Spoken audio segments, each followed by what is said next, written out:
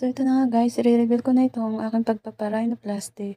As you can see guys, nakikita nyo dyan na ako nga ay nagpatangos ng ilong. At i-reveal ko na itong aking pagpapa-rhinoplasty. Kung magkano nga po pala ang nagastos ko dito sa aking pagpapa-rhinoplasty. So siyempre guys, matagal kong pinag-isipan ito na magpatangos ng ilong. Halos 10 years ko itong napag-isipan. Ngayon ko lang ito napagpatagumpayan. At ngayon ko lang naisaganap itong aking pagpapatangos ng ilong. Ito ang isa sa pinapangarap ko para sa aking sarili. Kaya matagal na rin akong hindi nakapag-vlog guys, dahil nga pinapagaling ko pa itong aking ilong.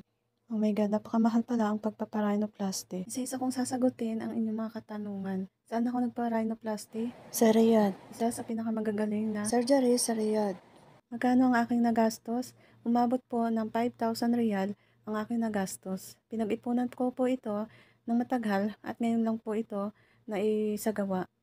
Hindi naman po siya masakit pagka sa una pa lang po. Maraming salamat po sa mga doktor at sobrang ganda po ng aking ilong sa pagpapa-rhinoplasty. Maraming salamat po. Sa halagang 5,000 riyal ay napatangos po nila ang aking ilong na dream nose ko po. Sa talambuhay ko po, ito po ang aking isa sa pinapangarap ko, patangos po ng ilong.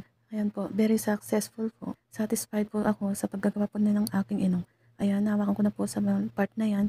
Kaya sobrang nagpapasalamat po ako sa mga nagawa nitong aking ilong. At hindi ko na po papatagalin pa at i-reveal ko na itong aking pagpapa-rhinoplasty. Ito po, pagmasdan niyo pong maigi at sobra pong not satisfied po ako sa aking pagpapa-rhinoplasty. So ayan po, dahan-dahanin lang po natin at hindi pa po totally magaling itong ating pagpapa-rhinoplasty. So ayan po, wow!